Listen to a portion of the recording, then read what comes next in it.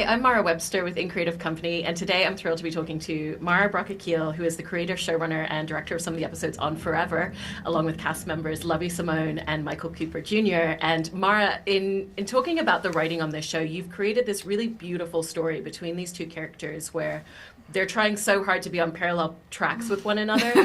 There's this constant ebb and flow as they kind of break apart and come back together throughout all of these episodes. And I was really interested in how you found the structure and the way that the emotional journey of the characters really informed where they were going to be magnetized and pulled together and where they were going to break apart a little bit.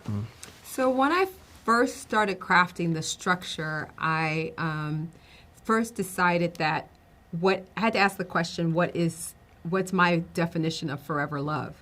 And I posit that the only real guaranteed forever is self-love. So then that means I needed to craft two characters who needed to meet in order to sort of lean themselves back into their better selves. So, because I believe, if I believe that to be true, then relationship is the place in which we carve out who we are. And so that was number one. Number two would have been every love story is about miscommunication. And so that was the theme, and then adding on to that, what are the external ideas of miscommunication and what are the internal ideas about miscommunication? An external idea are overprotective parents who will take your phone. When you're thinking, I am 16, what is this woman doing? Okay, that is and that anxiety that is real for a lot of young people. An internal idea would be the secrets that we are holding, and that am I worthy and valuable of this moment? Can I fully expose myself? I desire him. I like him. I'm curious about him. But can I do that when I'm trying to hold a secret? So that's how then the structure started to happen around those ideas. And then ultimately the question was, and wanting the tone to be, is this couple a forever love or the one that we remember forever? So we have to remember that it has to be the fond, loving, wonderful moments of love that you remember and hold on to. So those three elements were braided into the structure of how the show progressed. Yes. I love that description. I think it's wonderful. And Lovie, in talking about Kesha, when we first meet her in the series, she's in a space where, you know, she's such a bright person, but the light has just been dimmed from her from, again, you know, the external circumstances that Mara was describing there. And I was interested in, as you were developing her, how you found where you wanted to bring her into the story, because she is starting to find her light again, but she's very much a work in progress at that point. Yeah, at the beginning of it, it was communicated to me through Mara and Regina that I was coming from a place of trauma, and so there are a lot of anxieties that are like in your head talking to you when you do enter a lot of spaces with a lot of outside people.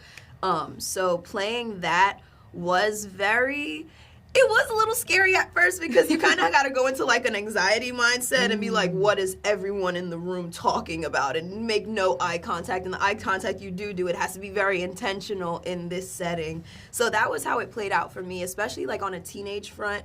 It was very like, okay, it just felt very natural with the character's story and her background and where she was headed at the beginning of the story, you know. It was interesting you mentioned about the look, because one of my favorite moments in the series is when Justin first sees Kesha, and that when Kesha, you come into the room looking, or the party looking like that, and when your eyes land on Justin, maybe the memory of him or whatever felt safe for just a moment.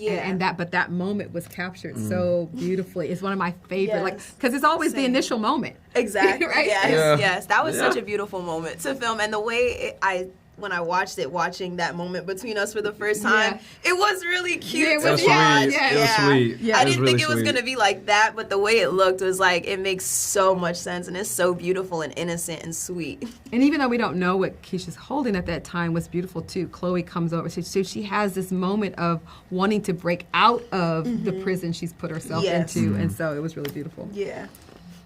And Michael, in talking about the way that you've played Justin, you know, he's someone who sometimes feels a little bit shy, and he's kind of very self-aware of feeling like he sometimes says the wrong thing. And there's that moment where he says, "Judge me because I'm weird," that I can handle. And it's something that he's kind of self-reconciled with. Right. And I thought that the rhythm of how you played that was really interesting, because there's the outward expression, but there's so much internal expression with him as a character as well. And I was interested in how you found the dichotomy of those two sides. Well, honestly, it's a testament to Mara's writing, because when I initially read the script, there was a line that stuck out to me. He had one foot in confidence and the other foot in insecurity. And that counterpoint, I mean, it really is palpable. And I think that's something that we all internally struggle with. Sometimes we're confident, and other times we're a bit insecure and a bit shy. And so I think that inner life of what is going through Justin, you know, I was able to kind of pull from my experiences, which honestly healed me in the process. Oh, which is come something on. that, Art healing. you know what I mean? And honestly, I was scared, because I was like, my guys are going to make fun of me for this role. Because you remember, I would tell you, I'd be like, he has to cry again. And Mara would be like, yeah, he has to cry again. I was like, all right, I can handle it. I got it. But do you know how freeing you're going to be for a lot of young women? Oh, absolutely. Because, you know, when you don't cry, you become angry. You suppress. And there's a lot of suppressed anger that needs to get out. And so I thank you for being brave enough to deal with your friends. Backlash. No, but the reality of it is, it's truth. You know what I mean? We all need to feel, and especially growing up as a black boy in America, like, the world beats it out of us. You know what I mean? And we're taught to suppress, and hide. So, again, it's a testament to, you know, your writing. And thank you. Yeah. It's so fun working with these two. You know, it's when you talk about the writing, when they were in the casting, I just want to say this. I don't know if you're going to ask me this or not, but I need you to know this, is that when they auditioned, when they had their first chemistry read, I remember wanting to write better. And that's what acting, the dance between writing and acting, and that and in our art form is what is so exciting. It's like, oh shoot, these kids got chops, and they have, and their expression of the emotion, and keeps inspiring you to want to keep digging out more of that. So I just wanted to say that back to you both. Thanks. No, I agree with what you just said from watching the series about both of you. And, you know, for both of you, Lovie and Michael, you're really carrying these characters through such a journey, and it's such a pivotal age, but also through such monumental life discoveries, both individually and with each other. And by the time we get to that last episode, they've been dating for over a year, and so much has happened to them. And I was interested in just how you found the arc of how much to carry them forward in their paths with each other and individually as characters, episode by episode, because it must have been such a challenge to figure out some of the emotional tangents. For me, it was episode 5 really stands out to me, because Justin's in this extremely vulnerable state. Without giving any spoilers, because I can't give any spoilers. Hard to do. But he is in this state which makes him have to step up in a certain way. And as you see, he progresses. And it really does feel like a new show, because, you know, we just watched it as well. So watching it, and then, we've stepped away from the characters for a good chunk of time. And to see their growth throughout the show, I mean... Yeah. You're like, we nailed that. Yes. And honestly, I feel like there is a line that the grandfather says in the first episode, and it's just like, if you're not growing, you're decaying. I do think we kind of start the show up on, like, when Kesha's kind of, you know, avoiding a bit of growth. And so it's so beautiful to watch the journey of all these characters, like, be like forced to grow just with time. Like, whether you like it or not, you're gonna have to change, and some things are gonna have to be left, some things are gonna have to apply. But it's just beautiful, like, watching that, and then just having the change in themselves kind of dictate where their relationship is headed. Yeah. Mara, I was also interested in the way that you wrote the storyline for Kesha, where essentially she had an ex-boyfriend that shared a video of her, and that's created a huge amount of eruption within her world. And it makes such a great point about the fact that he doesn't have any repercussions from it, and it's completely destroyed everything for her. And I was interested in how that idea really shaped the way that you were writing this entire arc for Kesha's character. You know, when I thought about Kesha, I thought about a young girl who was invisible for most of her life, having gone through private white institutions, that she never got anyone to reflect back her beauty, her emotional state. I mean, the care for her. Who's caring about her thoughts, her needs?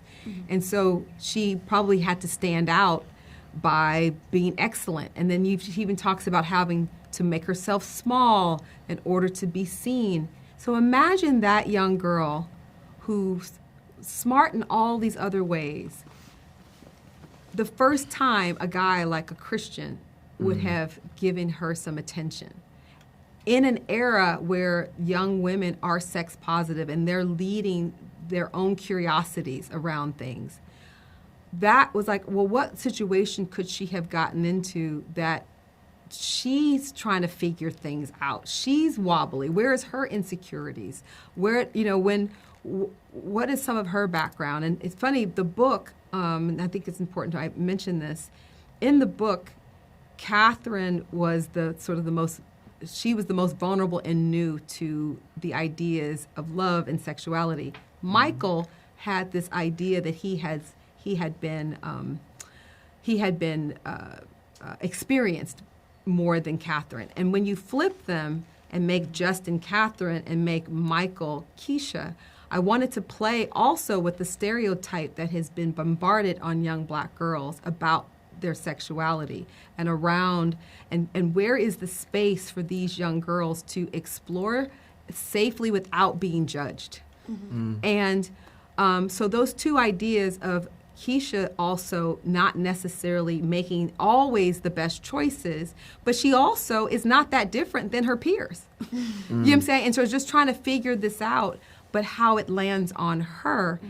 And I also don't think that Christian was trying to hurt her. I think some of these situations, are the kids' brains are not developed, and you've given them a phone. You know what I'm saying? You've given them something that actually can be exciting around sexuality in a modern era, but it can be very dangerous when you don't really know and can trust not only yourself but other people. So wanting to also stretch that out, because I think a lot of grown people and young people are making those choices and making those mistakes, and let's talk about it. And to your point, ultimately still the burden is going to land on oftentimes young women, and someone as charismatic and has a future and a goal, a star player is more protected than a young woman, and the burden of it falling on her.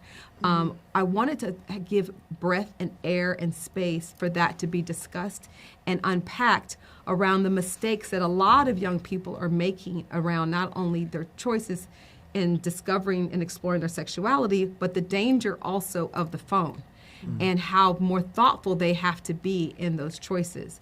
And then for the guys who are just passing around it for fun or for their own male, to feel cool around their friends perhaps, how damaging that choice is. And then more importantly, I think what Kesha says very well, that she learns through this that she ultimately betrayed herself in making that decision to give that to him. You know what I'm saying? And so we have to be more thoughtful about our choices, and wanting Kesha was brave enough to show us and track us through that journey emotionally. And very thankful to you, Lovie, for taking on very layered, nuanced, controversial, storyline. Yeah, Lovie, you do such a beautiful job at just really capturing the emotional impact that it has for Kesha throughout the story. And one of the scenes in particular I wanted to ask you about was the moment where she's in the gym having that conversation with Christian and talking about how she's just so exhausted about how much this has controlled every move that she's made in her life, and just really finding all the different emotional layers that went into that. Yeah, it was very freeing. I do feel as though a lot of women don't usually get the opportunity to really express how they really feel and the effects to the damage that's been done to them. So it was really nice to be able to have that space and to be able to be playing somebody so young and who's just so, she can just comprehend her feelings so well and just knows exactly where all of her feelings are coming from, even if she is making some wrong decisions along the way. But her feelings are valid. So it was really nice to play that, and it was really fun playing it with another actor who was like really, you know, and he felt that I probably the same way about his character, you know, trying to justify the rights and the wrongs, because that's what, you know, acting is. It's just trying to really justify and empathize with your character and just really be there with them. So it was freeing as a woman to be able to get what I had to say off of my chest about my character, because I do feel for my character on a personal level, especially at that point in it. I was like, okay, this is my Kesha, and you know, so I really love that she was able to have that moment. And lastly, for you, Michael, in talking about Justin's arc, we really see him discovering what it is that makes him happy, and he doesn't know the answer to that at the beginning, and it's very much the path that his parents have built for him. And I was interested in how you wanted to carry him on this journey where he's going through this real sense of self-discovery, because he does love basketball and it connects him to his dad in this really beautiful way, but it's ultimately not his biggest passion point at the end of the series. Right. I think ultimately, you know, subconsciously he knows what he wants, but he doesn't necessarily know how to get it or how to communicate from it. And I think at a point at the beginning, because so much is being piled onto him with his mother and his father, and he has all of these external voices in the back of his head, it can get a little muddy. And so I think him trying to grab on to a Kesha or grab on, you know, to a Dawn in a sense, he's just trying to figure it out in the best way possible, and it makes me feel as though it's very similar in my journey with acting in a sense, because we're all just trying to figure it out. And I think Justin starts to understand the second time he gets back with Kesha, no spoilers. The time he comes around, I think he ultimately realizes that, you know, the best gift that he could give to himself is space, is time, is self-love, because it ultimately brings him back to himself. And within himself, he really discovers his purpose. Yeah. And purpose is powerful. It really can, you know, shape you, you know, as the person you are. It's interesting, you know, Justin thinking he wants to play ball. You find out because he has a relationship to express it, you really realize it's tied to his love of his father, but that's not really who he is. And it's really the love of Kesha that wakes him up for the first time to understand as a young man what desire is. And so then as he meets her, and then he falls in love with the thing we're not going to say because it'll be a spoiler. Right? It's like,